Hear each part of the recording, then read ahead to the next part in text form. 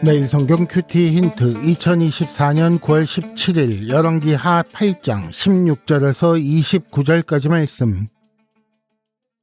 이스라엘 왕 아합의 아들 요람 제5년에 여호사밧이 유다의 왕이었을 때에 유다의 왕 여호사밧의 아들 여호람이 왕이 되니라. 여호람이 왕이 될 때에 나이가 32세라. 예루살렘에서 8년 동안 통치하니라. 그가 이스라엘 왕들의 길을 가서 아합의 집과 같이 하였으니 이는 아합의 딸이 그의 아내가 되었음이라. 그가 여호와 보시기에 악을 행하였으나 여호와께서 그의 종 다윗을 위하여 유다 멸하기를 즐겨하지 아니하셨으니 이는 그와 그의 자손에게 항상 등불을 주겠다고 말씀하셨음이더라. 여호람 때에 에돔이 유다의 손에서 배반하여 자기 위에 왕을 세운 고로 여호람이 모든 병거를 거느리고 사일로 갔더니 밤에 일어나 자기를 에워싼 에돔 사람과 그 병거의 장관들을 치니 이에 백성이 도망하여 각각 그들의 장막들로 돌아갔더라. 이와 같이 에돔이 유다의 수하에서 배반하였더니 오늘까지 그러하였으며 그때의 림나도 배반하였더라. 여호람의 남은 사적과 그가 행한 모든 일은 유다왕 역대지략에 기록되지 아니하였느냐. 여호람이 그의 조상들과 함께 자매 그의 조상들과 함께 다윗성에 장사되고 그의 아들 아하시아가 대신하여 왕이 되니라. 이스라엘의 왕 아합의 아들 요람 제12년에 유다 왕 여호람의 아들 아하시아가 왕이 되니 아하시아가 왕이 될 때에 나이가 22세라. 예루살렘에서 1년을 통치하니라. 그의 어머니의 이름은 아달랴라. 이스라엘 왕 오므리의 손녀이더라. 아하시아가 아합의 집 길로 행하여 아합의 집과 같이 여호와 보시기에 악을 행하였으니 그는 아합의 집의 사위가 되었음이러라. 그가 아합의 아들 요람과 함께 길르앗 라못으로 가서 아람 왕 하사엘과 더불어 싸우더니 아람 사람들이 요람에게 부상을 입힌지라. 요람 왕이 아람 왕 하사엘과 싸울 때에 라마에서 아람 사람에게 당한 부상을 치료하려 하여 이스라엘로 돌아왔더라.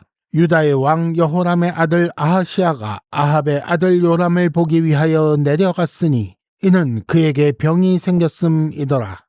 아멘. 오늘은 먼저 본문 이해를 위한 도움 말씀을 드린 후에 큐티 힌트 2가지를 말씀드리겠습니다.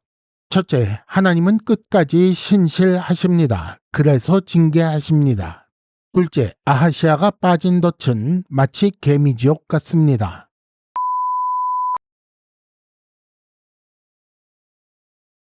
먼저 본문 이해를 위한 도움 말씀을 드립니다.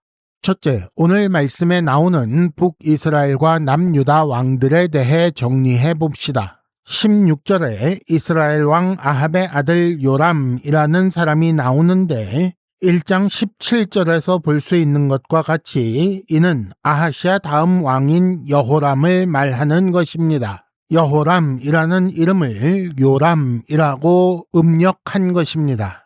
그러니까 북이스라엘 왕의 이름은 요람이라고 되어 있지만 여호람이고 남유다 왕의 이름은 여호람이니까 둘 다 여호람, 즉 동명이인입니다. 남유다 왕 여호람 다음 왕은 아하시아이지요. 그런데 북이스라엘의 아하시아 다음 왕이 여호람이었습니다. 같은 이름이 여기저기 나오니 정신없을 수도 있습니다. 이렇게 같은 이름을 가지고 있는 왕들이 같은 행적을 보입니다. 남유다의 왕이지만 북이스라엘 왕처럼 아합의 길로 행하지요. 북이스라엘과 남유다는 이 시기에 결혼을 통해 정치적, 종교적 연합 상태가 된 것이라고 볼 수 있습니다. 그리고 이런 상태에서 북이스라엘은 모압의 배반, 남유다는 에돔의 배반을 겪지요. 남북이 동반하여 정치, 경제적으로 악화하고 있는 것을 볼 수 있습니다. 다음은 엘리사 이야기의 흐름을 정리해 보겠습니다. 하나님은 엘리사를 통해 때로는 개인적인 일로, 때로는 국가적인 일로 북이스라엘이 바알 신앙을 떠나 여호와께 돌아오도록 교훈하셨습니다. 그 교훈의 방법 때문에 엘리사를 통해 빈번한 기적이 일어났던 거지요. 한편으로 바알 신앙 징계를 위해 사용될 하사엘이라는 사람이 아람 왕이 됩니다. 이제 예후가 북이스라엘 왕이 되면 열왕기상 19장 15절과 16절에 말씀하신 세 사람이 준비가 끝나는 것입니다. 북이스라엘의 타락은 남유다의 타락을 부추기고 결국 유다 역시 점점 쇠락의 길을 걷게 됩니다. 이것이 엘리사가 사역하는 동안 있었던 일입니다. 큐티 힌트 첫 번째, 하나님은 끝까지 신실하십니다. 그래서 징계하십니다. 19절에 보면 여호와께서 그의 종 다윗을 위하여 유다 멸하기를 즐겨하지 않으셨다라고 나옵니다. 유다왕 여호람이 북이스라엘 왕들의 길을 가서 아합의 집과 같이 행했다고 했지요.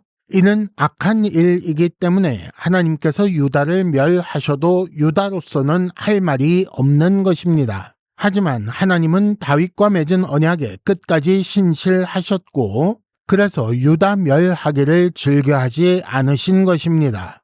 그러면 유다가 악을 계속해서 행해도 하나님은 그저 내버려 두시는 것인가? 아니요. 오히려 언약에 신실하시기 때문에 징계하십니다. 그것이 에돔과 림나의 배반으로 나타나는 것이지요. 그리고 유다왕 여호람에 대한 기록은 이것뿐입니다. 그는 하나님의 징계에도 불구하고 돌이키지 않은 것으로 추정됩니다. 하나님은 하나님 백성의 타락에 대해 진노하시기는 하시지만 즉시 멸하지는 않으십니다. 오히려 여러 차례 경고와 징계를 통해 돌아올 수 있도록 기회를 주시지요. 그런데 잘 생각해 봅시다. 한 사람의 역사가 경고와 징계뿐이라면 얼마나 슬픈 일입니까? 힌트 첫 번째, 징계가 없을 수는 없겠지만 징계뿐인 인생은 되지 말아야 합니다. 큐티 힌트 두 번째, 아하시아가 빠진 덫은 마치 개미지옥 같습니다. 26절에 보면 유다왕 아하시아의 어머니에 대한 소개가 나옵니다. 유다왕 아하시아의 어머니 아달랴는 오므리의 손녀라고 나오지요. 그러니까 아합의 딸입니다. 그러면 아달랴의 어머니는 시돈 왕의 딸 이세벨이 되는 것이지요. 이세벨은 아합 왕을 통해 북이스라엘의 바알 신앙을 도입한 사람입니다. 그리고 아하시아의 어머니 아달랴로 인해 아하시아는 아합 집의 사위가 되어 악을 행하게 되었지요. 그 어머니 때문에 북이스라엘 왕 요람과도 가족 관계가 됩니다. 그래서 요람 왕을 도우러 전쟁에 참여했던 것이고, 그래서 요람 왕이 이스라엘에 있을 때 그를 보기 위해 갔던 것입니다. 결국 유다 왕 아하시아는 요람과 함께 예후의 손에 죽게 됩니다. 이후 아달랴는 왕의 자손을 멸절시키고 유다를 다스리지요. 이 모든 악한 역사의 시작은 아합과 이세벨의 결혼이었습니다. 이것이 악은 어떤 모양이라도 버리라 라고 명령하신 이유 아닐까요? 힌트 두 번째, 혹시 악을 조금씩 허용하며 즐기고 있는 것은 아닙니까? 이상으로 2024년 9월 17일 매일 성경 큐티 힌트를 마칩니다. 여러분 큐티를 통해 은혜 많이 받으시기를 바랍니다.